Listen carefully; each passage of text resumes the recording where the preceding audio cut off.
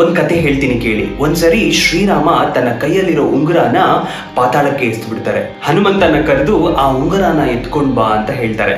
ಹನುಮಂತ ತಕ್ಷಣನೇ ಪಾತಾಳಕ್ಕೆ ಹೊರಡ್ತಾನೆ. ಪಾತಾಳದಲ್ಲಿ ಮಾರುತಿ ಆ ಉಂಗುರನ ಹುಡ್ಕೊಂಡು ಹೋಗ್ತಾ ಹೋಗ್ತಾ ನಾಗಲೋಕಕ್ಕೆ ತಲುಪಿಡ್ತಾರೆ.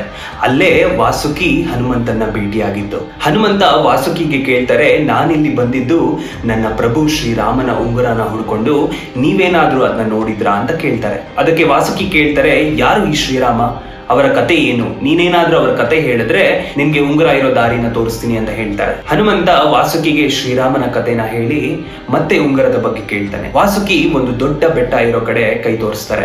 ಆಗ ಹನುಮಂತ ಅಲ್ಲಿ ಹೋಗಿ ನೋಡಿದಾಗ ಅದು ಯಾವುದೋ ಸಾಮಾನ್ಯ ಬೆಟ್ಟ ಆಗಿರೋದಿಲ್ಲ, ಶ್ರೀರಾಮನ ಉಂಗುರ ಅಂತೆ ಕಾಣೋ ಎಷ್ಟೋ ಉಂಗುರಗಳು ಅಲ್ಲಿ ಸೇರಿ ದೊಡ್ಡ ಬೆಟ್ಟ ಆಗಿರುತ್ತೆ. ಹನುಮಂತ ಆಶ್ಚರ್ಯದಿಂದ ಅದು ನೋಡಿ ವಾಸುಕಿಗೆ ಕೇಳ್ತಾರೆ, ಏನಿದು ಅಂತ. ವಾಸುಕಿ ಹನುಮಂತನಿಗೆ ಹೇಳ್ತಾರೆ, ಇದೇನ್ ಮೊದಲ ಸರಿ ಅಲ್ಲ, ಇದು ಕೊನೆನೂ ಕೂಡ ಅಲ್ಲ. ಯಾಕಂದ್ರೆ ಪ್ರತಿ ಸರಿ ತ್ರೇತಾಯುಗ ಶುರು ಆಗುವಾಗ ಶ್ರೀರಾಮ ವೈಕುಂಠದಿಂದ ಭೂಮಿಗೆ ಬಂದು ಜನ್ಮ ತಾಳ್ತಾರೆ. ಹಾಗೆ ಅದು ಮುಗಿಯೋ ಸಮಯದಲ್ಲಿ ಶ್ರೀರಾಮನ ಉಂಗುರ ನಾಗಲೋಕಕ್ಕೆ ಹುಡ್ಕೊಂಡು ಬರುತ್ತೆ. ಆ ಉಂಗುರನ ಹುಡ್ಕೊಂಡು ಪ್ರತಿ ಸರಿ ಹನುಮಂತ ನಾಗಲೋಕಕ್ಕೆ ಬಂದು ಈ ಪ್ರಶ್ನೆ ಕೇಳ್ತಾನೆ. ಹನುಮಂತ ನಾಗಲೋಕದಲ್ಲಿ ಇರುವ ಸಮಯದಲ್ಲಿ ಯಮ ಅಯೋಧ್ಯಕ್ಕೆ ಬಂದು ರಾಮನನ್ನ ವೈಕುಂಠಕ್ಕೆ ಕರ್ಕೊಂಡು ಹೋಗ್ತಾರೆ. ಇದು ಶ್ರೀರಾಮಚಂದ್ರನ ಸಂಚಾಗಿ. ಆದ್ರೆ ಈ ಘಟನೆ ಯಾಕೆ ಮತ್ತೆ ಮತ್ತೆ ಆಗ್ತಿದೆ?